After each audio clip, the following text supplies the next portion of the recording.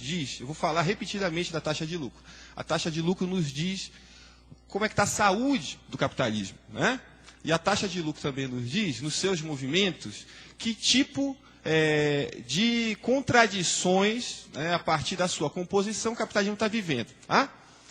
Para construir uma série da taxa de lucro, a gente pode também construir uma série da taxa de acumulação de capital, que é o incremento ao estoque de capital. Quer dizer, o estoque de capital, a quantidade de prédios, de máquinas que cada economia tem, a taxa de acumulação é a taxa de incremento, de crescimento desse estoque de capital. Para os economistas políticos, para o Marx, para o Smith, para o Ricardo, essas duas variáveis são centrais para você entender como é que funciona a economia, né? No caso, o capitalismo. Uma outra questão central para a gente entender como funciona a economia é o que nós chamamos de distribuição da renda. Mas a distribuição da renda numa definição muito precisa.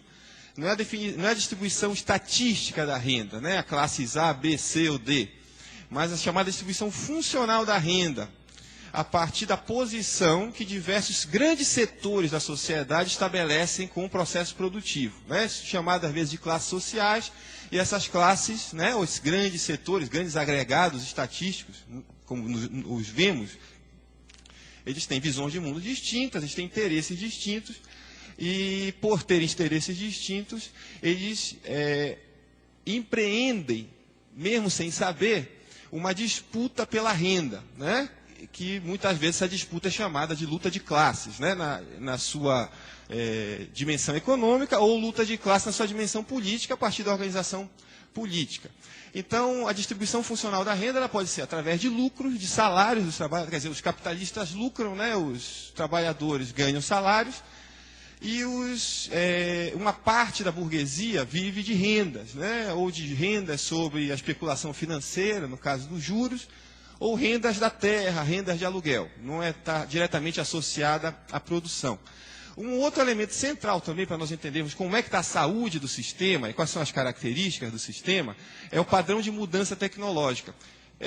Visto de uma maneira muito simplificada, como é que a produtividade do trabalho, ou seja, quanto cada trabalhador produziu, né? Ou como a relação produto-capital, ou seja, quanto cada unidade, né, em valor monetário, do estoque de capital, dos prédios, das máquinas, produziu de valor. Né? Eu não acredito, nem a economia política acredita, que o capital produza valor, né? O trabalho que produz valor. Mas, estatisticamente, a gente pode fazer dividir, né, a quantidade de produto dividido pelo estoque de capital. Então, eu vou usar essas quatro variáveis para a gente tentar entender como é que se comportou a economia nesse período aí. Eu peguei os dados das contas nacionais americanas e produzi um dado sobre a taxa de lucro. Como é que se faz isso aí? A taxa de lucro é simplesmente a divisão da quantidade de lucros de uma economia, né? Do setor, no caso aí, do setor manufatureiro, não financeiro, né? Setor corporativo não financeiro, a quantidade de lucros em valores monetários, que é um fluxo, quer dizer, lucros entram, né, a cada ano, a cada mês, a divisão lucro valor de venda menos os custos, né? Matéria-prima, tudo mais. Dividido pelo estoque de capital, que é o valor dos prédios, do investimento feito. Então, a taxa de lucro, na realidade, é uma razão entre um fluxo, que é a entrada de dinheiro em forma de lucro, sobre um estoque. E assim se calcula a taxa de lucro. Por que a taxa de lucro é importante? Qual o valor real da taxa de lucro? Porque ela nos diz quanto é que o sistema agregado, as empresas como um todo, estão ganhando a partir de um investimento de longo prazo feito. Quer dizer, então, digamos, o denominador da taxa de lucro é o investimento de longo prazo. São os prédios, são as máquinas, obviamente elas têm idades diferentes, têm valor distinto, isso dá um pau desgraçado de economistas, mas podemos ver algumas características da taxa de lucro dos Estados Unidos de 1929 até 2003, como vocês podem ver aí. Podemos ver, por exemplo, o efeito da grande crise, né? Eu não vou começar do período babilônico, antediluviano, mas só quero dizer o seguinte, que dá para entender como funciona a economia a partir da taxa de lucro.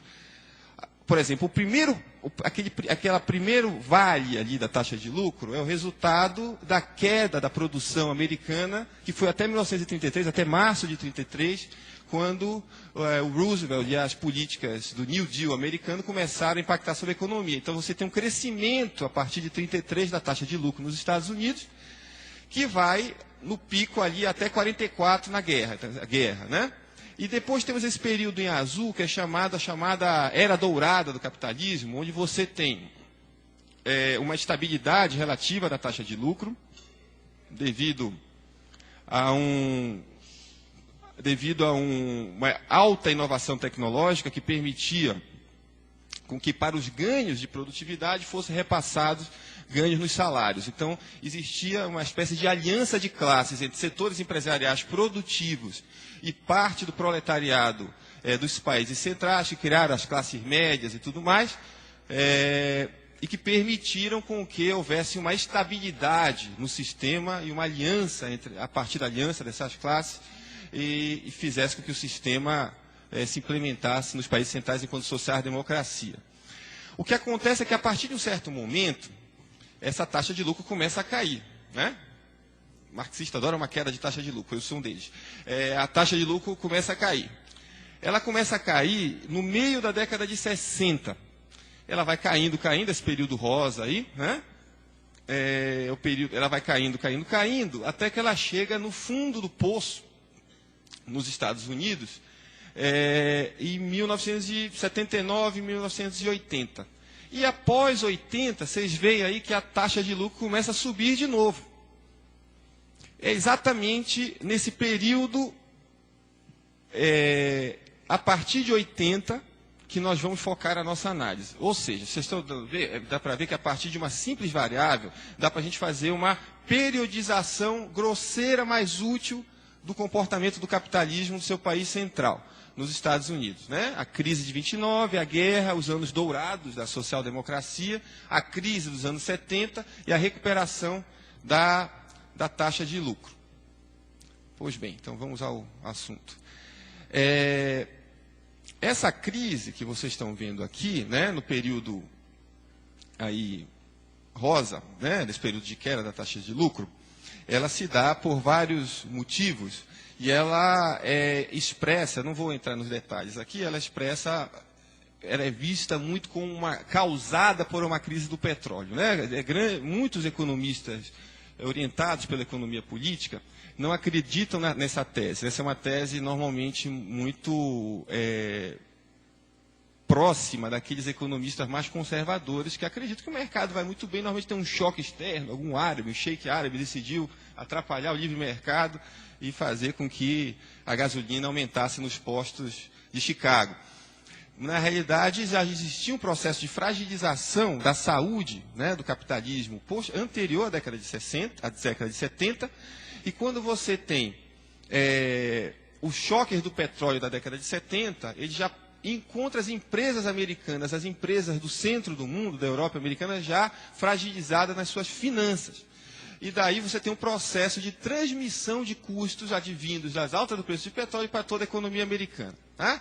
O que interessa para a nossa análise aqui é que, no final da década de 70, nós temos uma inflação nos Estados Unidos muito alta, né, o que fez com que o Carter perdesse as eleições, e que gera um ambiente nos Estados Unidos onde grande parte da classe média americana e daqueles investidores, apesar de ganharem muitas vezes a inflação no mercado financeiro, muitas das famílias perdiam renda com a inflação, principalmente os estratos médios, e havia uma pressão muito grande na sociedade para o controle inflacionário. Com a eleição, um pouquinho antes da eleição do Reagan, né, porque o mandato do Banco Central americano é diferente da eleição presidencial, dá-se aquilo que o economista chamado Gerard Dumesnil, que eu gosto muito, chama do golpe de 79. O Banco Central americano decide, da noite para o dia, vocês estão vendo aí, esse é o gráfico da taxa de juros, decide aumentar a taxa de juros básica dos Estados Unidos, da noite para o dia. Tá? Como uma forma de controle da inflação nos Estados Unidos, assim como a gente faz aqui, né? Aumenta os juros para tentar controlar a inflação. Só que eles aumentaram de forma avassaladora.